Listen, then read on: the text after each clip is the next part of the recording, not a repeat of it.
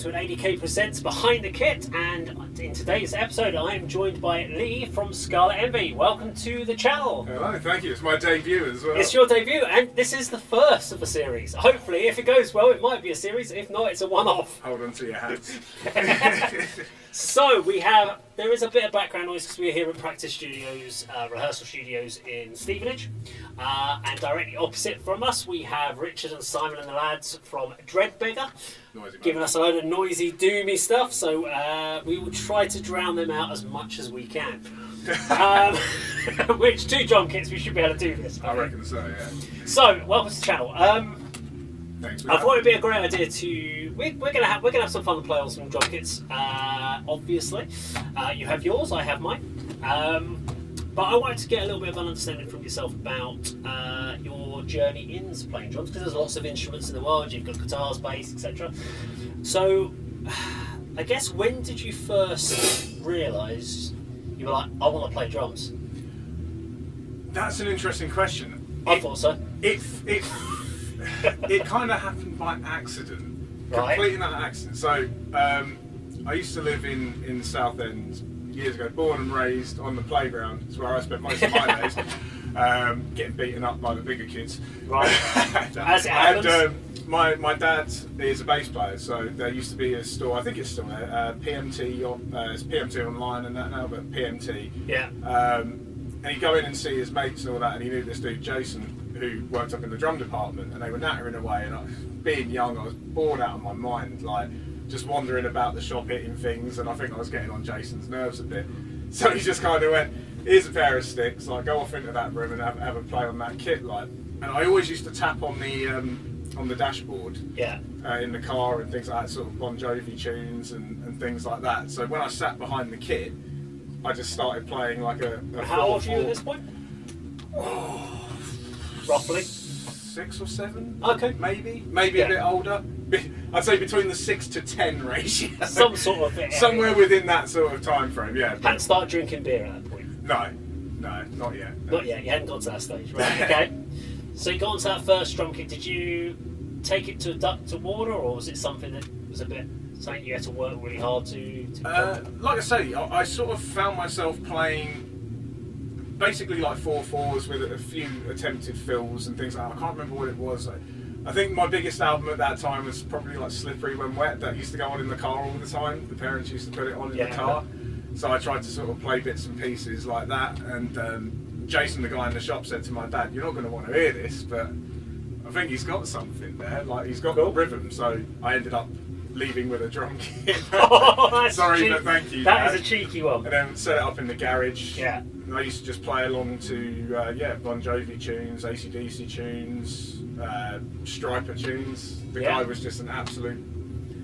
Yeah, every time I saw drummers, I was just like, that looks cool. And did you ever electrical tape your drum kit so it looked like a striper kit with?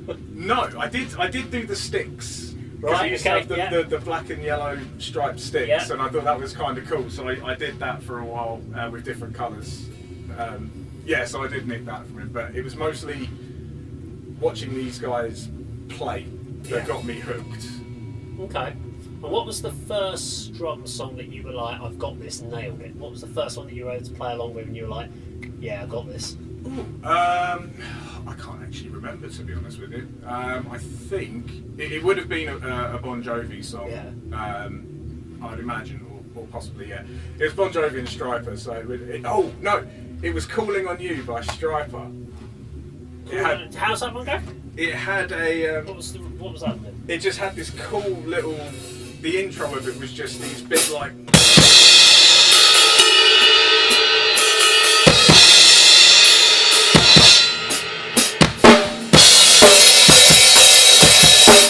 It's the way he played. He was always like this, and it was insane. Like the stick was whacking his back, and he was going down on the snare drum. It was just some of the hair going everywhere. I don't have that obviously, but 80s. Yeah, it was something else, man. It was really cool to see. And what was the first kit? So you said you left with a drum kit. What was the first kit you ever played on? It was like a charcoal grey Pearl export kit, I think it was. Not a bad kit to start with. Yeah, it was sort of one of the more entry level export kits, I think. It wasn't like a super duper fancy one, but But yeah, I remember that. It's just sat up in the garage all the time. Yeah. The neighbours must have hated it, but they never really complained about it. So it was cool to me. So talk about the kit that you're using now. So we beforehand, obviously, we had a bit of a chat off camera, but so talk to me a little bit about the kit, what you've done to it, etc. And also, I'm intrigued by your setup of snare and tom positioning. So talk me through a little bit around your kit. So the kit is a Pearl World series. I believe it's from around about 1985. Okay. It used to be bright red, but I bought this. I bought this matte black sort of cabinet wrap thing from like the range or something, and my dad actually wrapped it for me because I didn't like the red. There are more drums to it, but I use what I need, and that's about it. And done the same with the bass drum head logo. Yeah. I just cut it out with some white vinyl. Looks very cool. But yeah, we got the snare drum is, I can't remember exactly what it is, but it's a D drum snare. Tom configurations, I use a 14 inch and a 16 inch and a 22 kick drum. Remo heads around most of it. Got Ambassador coating on the tops, Emperor's top and bottom on the toms. Code blast head on the kick drum. It's a new one, so that's why it sounds nice and crisp and fresh. And whatever head came with the kit on the front one, just done up. Just really. done up and done over. Yeah. And what about your cymbal setup? So what are you using on cymbals? Mostly Stags, because I hit hard and they're cheap to replace. Well, not so much now because they've come into their own a little bit now. But when I started using them, so yeah, I've got a 16-inch medium DH Crash, say 18-inch Stag sensor. I've got a vintage bronze medium ride 20-inch. They don't make this cymbal anymore, which is a real shame because it's such a beautiful sounding ride. I will sing its praises forever, and even once it's long gone, I will always pine for this sound. For it. I'll always pine for this Facebook sound Marketplace. again. And then I've got a 18-inch Peisty PST8 18-inch medium crash. I think that's PST8. Looks like it. And then an 18-inch Stag DH China. Nice. And Sabian hats are ProSonics 14-inch hats. Interesting with the having a crash over here for the hi-hat. So why is there a reason you'd have a crash so close? Is it a specific it's setup? just easy to reach. I mean, as you're well aware, you've seen me play a few times. I have back issues, hence why a lot of this is all set up. I can't do that. I like to lean back. If I do that, I fall off I have the to chair. have this or I fall off the back He's got of a the chair. backrest on his chair. Right? It's I all have fancy. to. If I don't, I will fall over and I will fall off the back of the fucking thing. But it's just nice to reach for. You've got them there. I mean, you can do all this, but I like to, if I'm playing.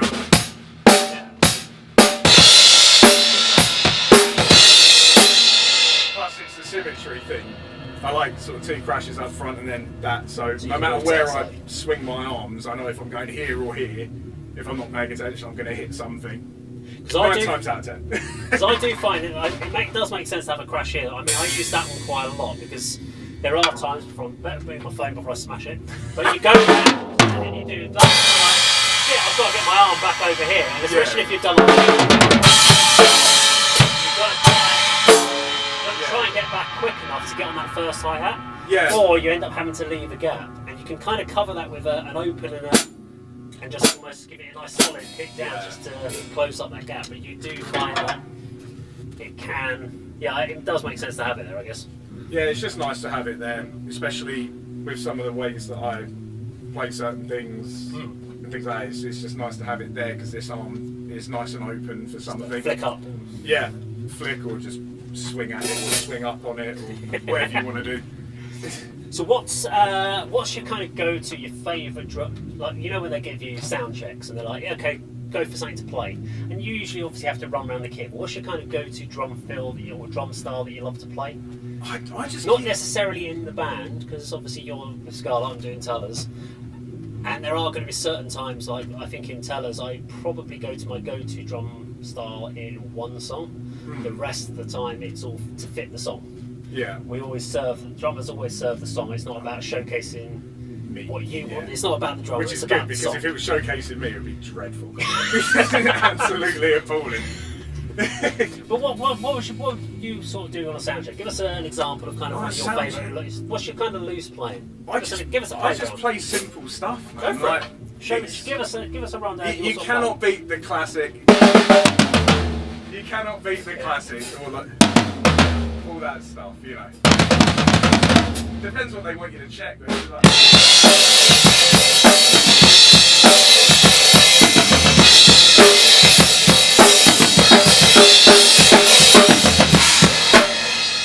just to keep it simple, I don't want to go too much on it. At the end of the day, it's simple for the sound guys. Okay, but what would you use for a warm up for yourself? Let's say you're just deciding you're going to warm up and you want to play. What's one of those? It's normally a The nice, thing that drummers are meant to do. it's normally a nice cold cider, if I'm honest with you. Know the feeling. No, I mean warm up wise, I tend to do.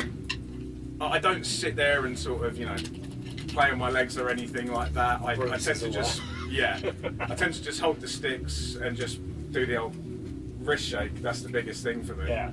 I try to warm up my legs, but I never really. I just walk around really to warm my legs up. Just keep. You'll see me before the show, like pacing around the venue. Not pacing, like, walking around the venue, and just maybe on the balls of my feet, like I was wearing heels or something like that. Stretching those calves out. Yeah. Because that's the worst thing, especially if you have a fastish song as your first song in the set. And you go, yeah, it's high energy, you'll get the crowd going. You're just sitting there going, yeah, but my calf won't keep up with it. Yeah, And you're like, fuck. By the time you get through to the second or third song, you're nice and warmed up, and you're like, now I could do that song justice. Yeah, exactly that. Yeah, I mean, luckily we sort of started off where it's comfortable for everyone, which is quite nice. But yeah, I just walk around and I'll carry my sticks and I'll do this to warm the wrists up. But I don't have a pad or anything like that. I sit there and practice on. And I just, on the way to the gig, listen to super loud music and get myself hyped up. And so before a gig, where you've got that period of time, obviously in most cases you're always going to be setting your stuff up anyway. So you can't do anything about that time. You've got your 15-minute changeover, and that's when you've already kicked into gig mentality. But the bit beforehand, that last 15 minutes of the band set beforehand, what goes through your mind as a drummer? How are you feeling? Are you anxious, excited? Are you... Yeah, I mean, it depends on the gig really and the amount of people that are there. I mean, at first when I joined Skarlet, which was November of last year, my first gig was with a week's preparation or so. I remember that, yeah. At Club 85, yeah. So that was very sort of nerve-wracking. I still get a little bit nervous from time to time, but it's like an excited nervous. You start getting going, the adrenaline starts to pump, and they're sort of like, right, you've got 5 minutes to go, and you're like, right, and then we will like, shake hands or fist bump or whatever. It's like, let's have a good show, and yeah, it's just go time. Once you're in this moment, and that half an hour or whatever it is you're playing just flies through, doesn't Absolutely flies by. Yeah, you think, did we actually play half an hour? Yeah. Because it doesn't feel like it. And at that point, you just want to play a bit more, don't you? You just want to. Yeah. Unless you're absolutely baking with sweat and you're dehydrated. I always am absolutely drenched. I mean, I haven't really washed this jacket, but this was from Saturday, and I've still got paint all over it. Okay, here's a question then. Are you a shoes or a socks guy for playing? It's a mood thing. Mostly socks, I will say. Mostly socks, but I do like the old Vans slip-ons. They're quite nice for playing in. So what's your reason? Because I know, I mean, for us drummers, we'll know the reason why we do shoes or socks. But for anyone that's not a drummer, why would you go for a socks potentially? Socks when I'm playing Skarlet stuff, because I can slide my feet on the pedals and get a nice little flick if I need it, like a little double on the bass drum. If I'm playing simple stuff, so if I'm depping for a pub covers band or anything like that, I'll go with shoes because I don't need to worry about that. It's just solid bass drum. But when socks, you just don't have the grip issue, so you can just glide across the pedal if you need to, or if you're going in between,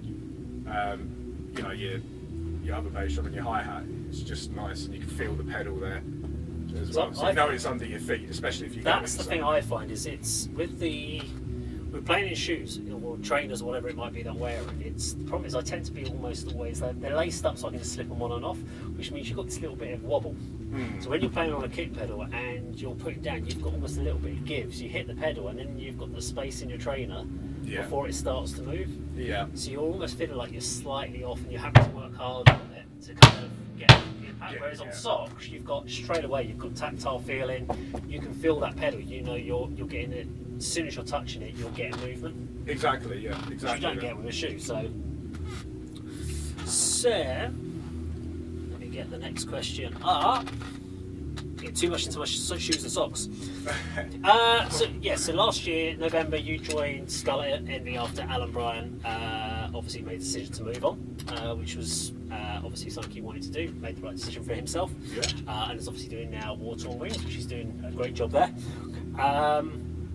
How is it when you join a band? You've obviously got this whole catalogue of songs. It wasn't like the album had been out for 3-4 years and you could almost put that one to bed. It had only been out almost a year at that point, so you were going to be playing all the songs on the album. How faithful do you feel you have to be as a drummer to those songs, knowing that they're obviously very particular to Alan's style of play? Yeah, it was a tricky one. So I tried to learn it as best as I could. Different drumming styles. I mean, I can play some double kick stuff, but it's not my go-to tool, if you know what I mean. So I had to I just put the album on and I played along. I mean, I was familiar with the songs anyway because I've been friends with Mike and Kim for going on nearly 10 years. So I always supported what they were doing. So they weren't really alien to me. So I kind of picked them up nicely just based off of memory. But actually playing it, I mean, Alan's got some cool little double kick stuff going on there, and I struggle to do it sometimes. I sometimes manage it, as you're aware, and as you've said in some reviews, I really struggle on that one. I'm not critical at all, am I? No. But I give you honest feedback. There you go. Yeah, no, exactly that, and it's always appreciated. But it wasn't an easy task. But the hardest part is obviously when you're taking over from someone who's been a member of a band for so long. The biggest thing I worried about was like, how are people going to take it? How, the fan base and things like that. That's the bit that I got a little bit concerned about. I mean, playing wise, I'll do what I do. I spoke to the guys. I said there was one song in particular. I can't remember which one it was now. I was really having a tough time with it, and they just said, "Dude, just do you." Obviously, it's like I wanted to stay true to the song. But I know they played it in the set, and I didn't want to come in with something completely different. But they said, like, just do the best that you can. So, I just had to try and work it out so that I could play it without ruining it for them. Yeah. If you know what I mean, because, people make mistakes, and I own mine. I laugh them off and all sorts, and I get angry. You do. You get... especially when something goes slightly wrong or you cramp up on something. I watch your face. The cramps. Every gig I just watch you and go, oh, the cramps. The thing is, I'll stand there next to Kirk and Andy from the channel and they'll just be listening and they'll be like, yeah, and I'm like, he's fucked up on the first song, you can tell in his face. Yeah. It's like, no, he's made a kick drum hit miss. Yeah. He's slightly missed it, or he's just slightly off on the snare, and I can tell in his face he's shaking his head, and that's when you suddenly realise as a drummer you start making more mistakes because you're so busy thinking about what you've done. Like you pointed out, it's the shin cramps. As you know, I do get shin cramps. I don't know why, but also it's when you hit. I mean, you've probably done it many times. When you hit your fingers or your knuckles on the snare drum, the blood's pouring out. Yeah, like that happens a lot. There'll probably be someone in the comment will say, well, that's just down to piss poor technique. I don't have a technique. We don't do technique. I will openly admit I do not have a technique whatsoever. That's probably why I've got carpal tunnel and all sorts of stuff. I do not have a technique. Okay, so here's the question. I know that you guys obviously do your practice with Skarlet and your rehearsals for your shows and stuff like that. But what's your practice routine? Do you do any practicing outside of the rehearsal studio, or is it just a case of turn up and go, what the hell did I play 2 weeks ago when we were last here? No, so I don't rehearse, I don't practice, I do what I can do and I'm happy with what I can do. Okay. If I hear something, if I hear something and I want to give it a go at a rehearsal, if I hear a film and I think that would work in this, but I wonder if I could do it. I won't do it live, I'll do it in rehearsal. Yeah. But the way that we are currently writing is we're sending stuff to one another, so we're kind of piecing it all together and then we just get together. So I sit there, I listen to it and I try and come up with ideas, 2 or 3 ideas, different beats, and then when we get into rehearsal I just play them and see which one works the most. If there's one that I think that's cool but I'll probably forget it, I will run into the studio, put the tune on, like fire up Cubase or whatever, put the electric kit in and be like, I've got to get this down before I forget. Yeah. But yeah, I just sort of map it out in my head, and that's just the way I seem to operate. It's weird. It's what works for you, isn't it? Yeah, I get a feel for the song and then I just try and interpret the feel of the song onto the kit. Okay. Nylon drumsticks, have you ever used them? Nylon drumsticks? I don't know. I've used the carbon fibre ones, the old John Otto signatures. Here we go. Ooh. Here's an opinion. Have fun. So you're going to give your opinion on, have a quick playthrough and then tell us what you think on nylon. They're bendy. Yeah. I don't know how long these would last. They're really bendy. Oh. Oh no, that's weird. They bounce and bend when you hit stuff. And they're really quiet when you hit things. Play them that way around, maybe. That's better. Yeah, they still bend though. No, that's weird. It is. That's like trying to hit drums with a jelly baby. It just doesn't work.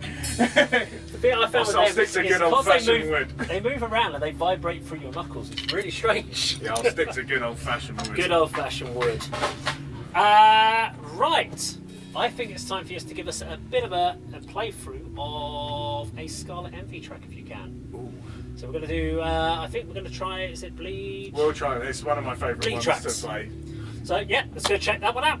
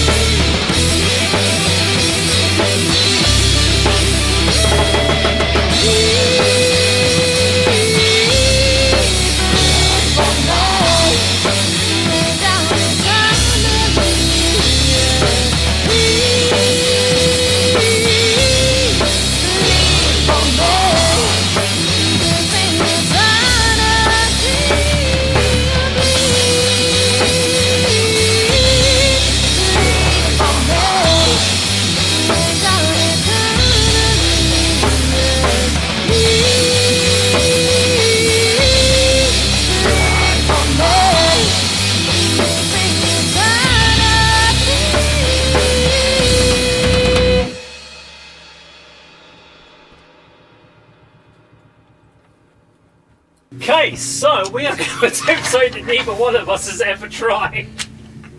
It looks so good when drummers do it, but I've never actually attempted to play off another drummer. So we are going to play. It's not really a drum off. It's more of a kind of just trying out our different techniques and what drum beats we like. But I'll set a tempo. Make a few cock-ups on the way. Cock-ups on the way, and we will see how it goes. But I'll kick it in and hand it over to you. So.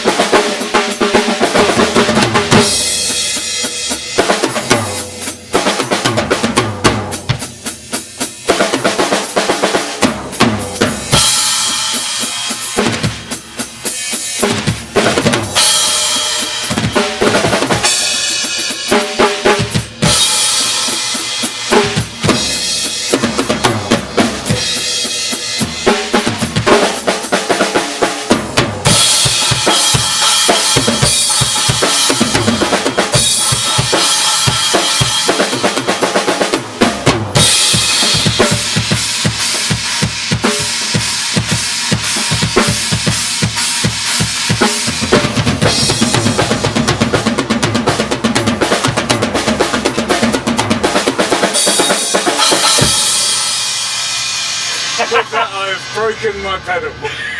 Anyway, right, I should wrap this up. So I just want to say a big thank you to Lee from Skarlet Envy for joining me today at the A.D.K channel, and obviously for our first episode of Behind the Kit. Thank you very much. Go check out Skarlet Envy, and of course check out Subscribe. And obviously subscribe to this channel and the other two channels. Thank you very much. Take care.